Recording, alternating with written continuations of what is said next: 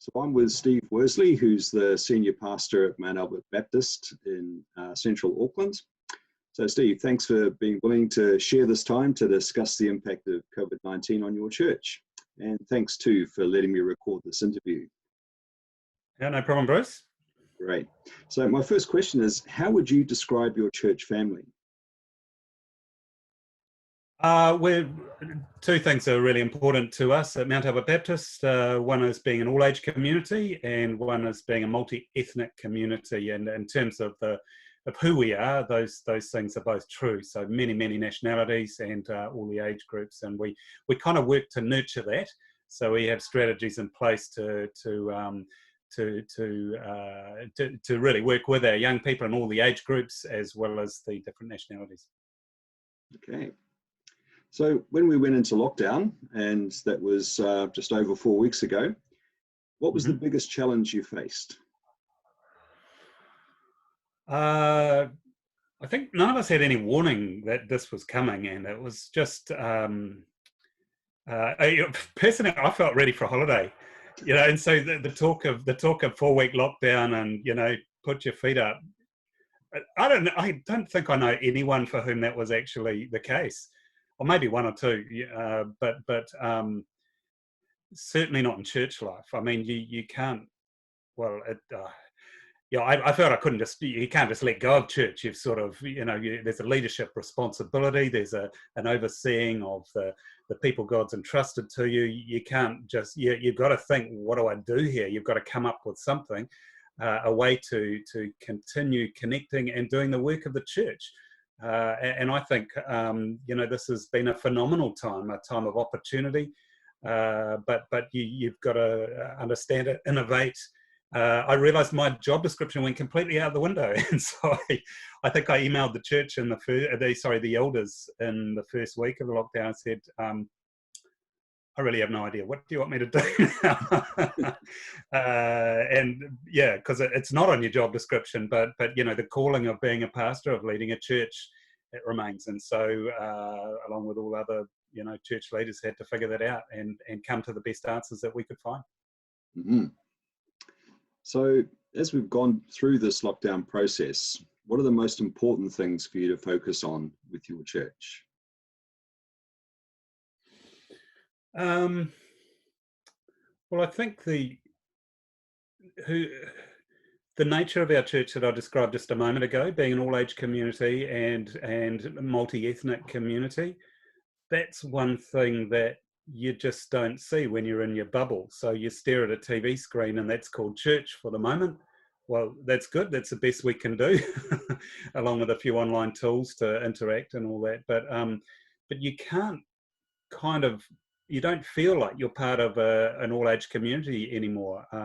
And so as we've gone about doing our services, at least, if I talk about that first, we've tried to get some videos from our young people and from our different ethnicities a little bit to remind people of who they are, because I think that's the quickest and easiest thing to forget.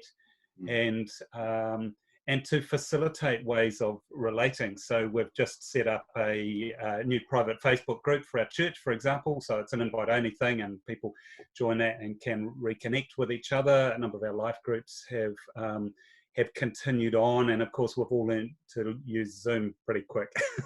Thank goodness there are these options, and they are workable. We're also finding that a number of our ministries are finding ways to push forward. So Alpha, for example, where our Alpha team did online training for Alpha, how to run Alpha online, and following our Easter service, we got some people interested in doing Alpha online. So there's opportunity here, and maybe we learn a whole lot of new stuff from doing that informs how we go about doing Alpha regularly. So this is where I think it's been a real learning curve.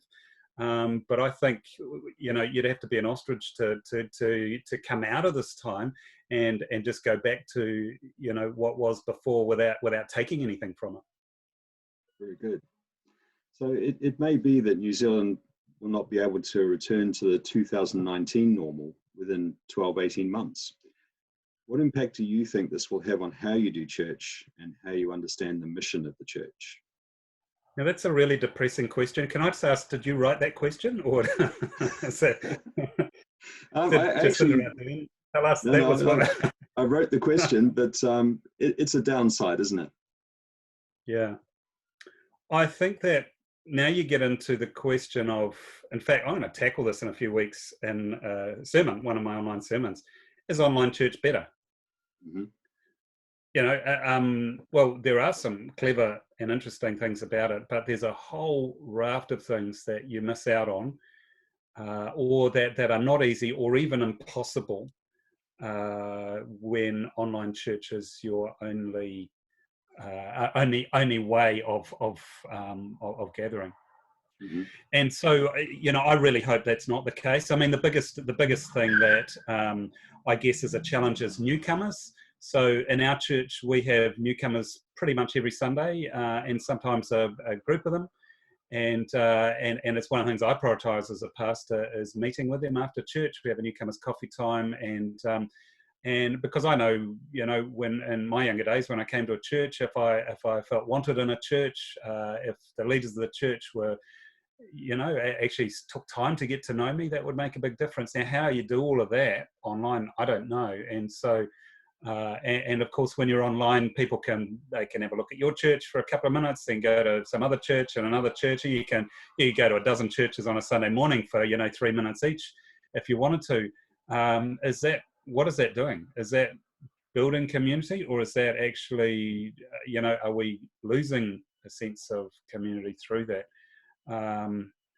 The consumer spirit of the age that we all preach about, think about, are challenged by, that says just sit on the edges of church life and take what you want, rather than actually getting engaged with what church is about, and becoming part of the community and serving as part of that community and caring for each other, encouraging each other. Those things are all quite hard to do. In fact, I guess I wouldn't say they're impossible. We're just trying to figure out how to do it in this online reality, and it's far from easy. I worry that the longer that we go without being able to physically meet, the more we may start to lose important elements of community that we have to work quite hard to rebuild on the other side of. I'm not just talking about numbers of people disappearing, because, well, who knows, that may happen, but more the quality of community, and what is it that the church is called to be together. That's just super important, and I think that if you can't gather, then elements of that become very, very challenging indeed. Mm. So, bearing that in mind, how would you describe the mission of your church at this time?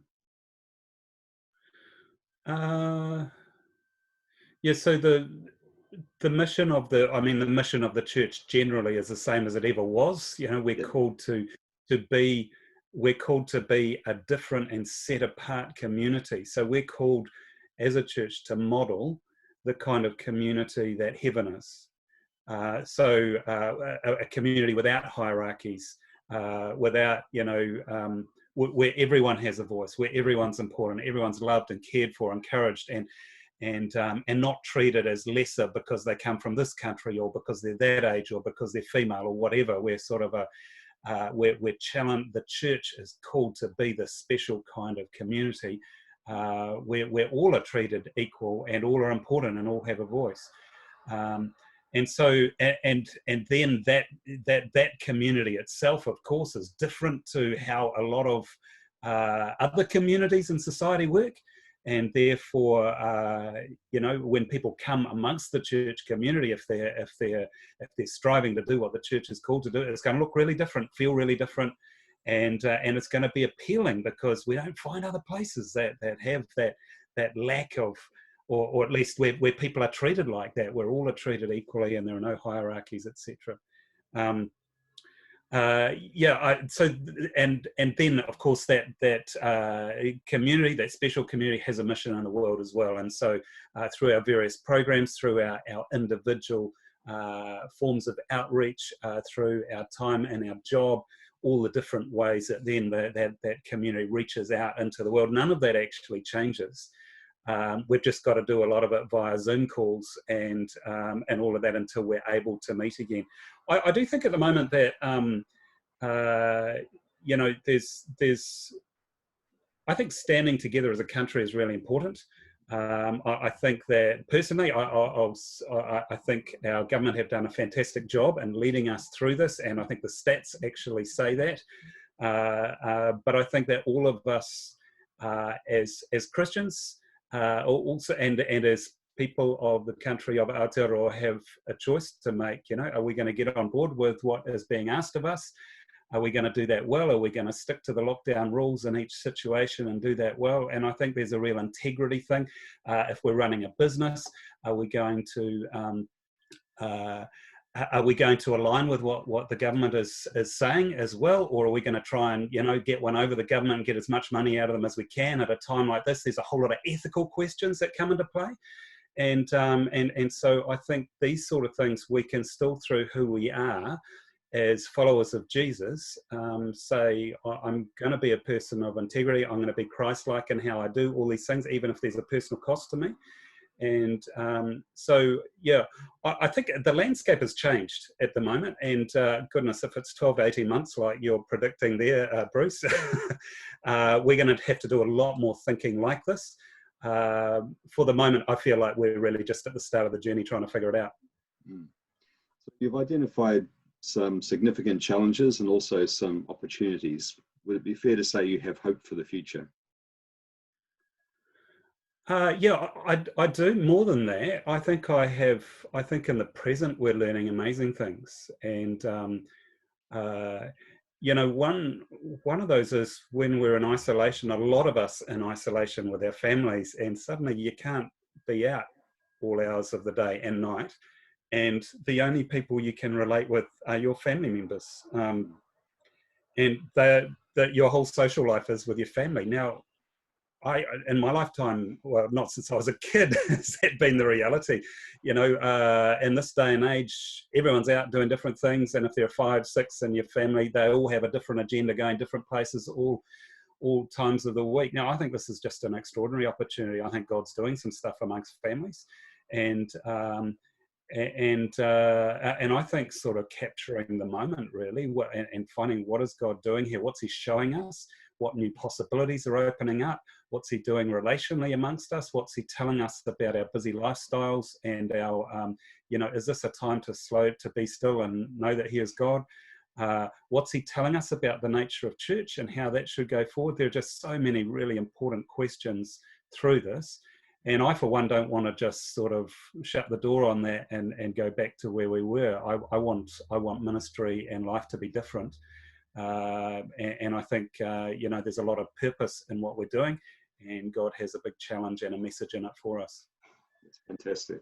So thank you so much for sharing your time today, Steve. I wish you all the best as you seize the opportunities and work with the challenges. Thank you, Bruce, and same back to you.